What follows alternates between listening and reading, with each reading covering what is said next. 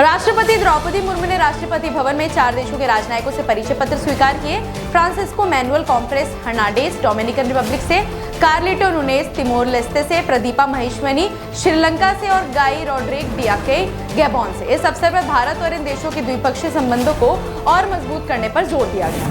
गृह मंत्री अमित शाह ने लोकसभा में ऑपरेशन सिंदूर पर बोलते हुए कांग्रेस को पाकिस्तान को क्लीन चिट देने का दोषी ठहराया और कहा कि विपक्ष आतंकवाद पर बोलने को नैतिक अधिकार खो चुका है। उन्होंने 1962 के युद्ध का जिक्र करते हुए कांग्रेस की नीतियों को घेरा और जवाहरलाल नेहरू के घास का तिनका वाले बयान पर महावीर प्रसाद त्यागी की तीखी प्रतिक्रिया भी दोहराई।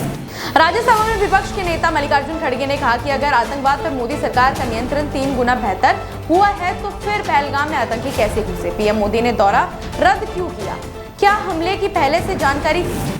गोवा पहुंची आप नेता आतिशी ने बीजेपी सरकार पर हमला बोलते हुए कहा कि यहाँ की टूटी सड़कों और भ्रष्टाचार से जनता परेशान है। उन्होंने कहा कि अब तो खुद बीजेपी नेता ही यहाँ की भ्रष्ट व्यवस्था की पोल खोल रहे हैं। आतिशी ने दावा किया कि आम आदमी पार्टी गोवा में मजबूत विकल्प बनकर उभरेगी। हिमाचल प्रदेश में मूसलाधार बारिश से जनजीवन बुरी तरह प्रभावित है। बीते 12 घंटे में मंडी में 198 मिमी और पंडोह में 124 मिमी बारिश दर्ज की गई, जबकि कांगड़ा, बिलासपुर, ऊना और हमीरपुर में भी तेज बारिश हुई। आईएमडी ने 4 अगस्त तक भारी बारिश का अलर्ट जारी किया है। दिल्ली में भारी बारिश के बाद कई इलाकों में जलभराव की स्थिति बन गई है। जाखिरा फ्लाईओवर से आए वीडियो में सड़कों पर पानी भरा दिखा, जिससे यातायात प्रभावित हुआ। बारिश के चलते लोगों को भारी दिक्कतों का सामना करना पड़ा। हिमाचल के मंडी में रात भर हुई भारी बारिश से बाढ़ जैसे हालात बन गए। सीएम सुखविंदर सिंह सुक्खू ने बताया कि जेल रोड के पास कई घरों के नुकसान पहुंचा और 2 लोगों के हताहत होने की सूचना है। राहत बचाव कार्य के लिए डीएम, एनडीआरएफ और एसडीआरएफ को अलर्ट पर रखा गया।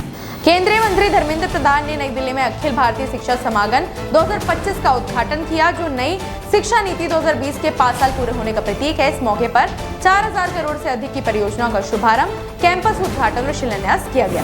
नेपाल में श्रावण शुक्ल पंचमी को नाग पंचमी का पारंपरिक त्योहार मनाया जा रहा है। हिंदू बहुल इस हिमालय देश में लोग नागों की पूजा कर सुख, समृद्धि और सुरक्षा की कामना करते हैं। ये पर्व नेपाल की गहरी सांस्कृतिक और धार्मिक परंपरा को दर्शाता है। मोहन यादव ने कहा कि कांग्रेस हमेशा समाज को भड़काने का काम करती है और जाति जनगणना न कराना उसका सबसे बड़ा पाप है। उन्होंने कहा कि केंद्र सरकार कोर्ट में लंबित मामलों में 27% ओबीसी आरक्षण के पक्ष में मजबूती से खड़ी है और 13% खाली पदों पर योग्य अभ्यर्थियों को उनका हक दिलाने के लिए प्रतिबद्ध है। चाइना के बीजिंग और आसपास के इलाकों में भारी बारिश और बाढ़ से तबाही मच गई है। अब तक 30 से ज्यादा लोगों की मौत हो चुकी है। हालात को काबू में लाने के लिए राहत और बचाव कार्य तेजी से जारी है।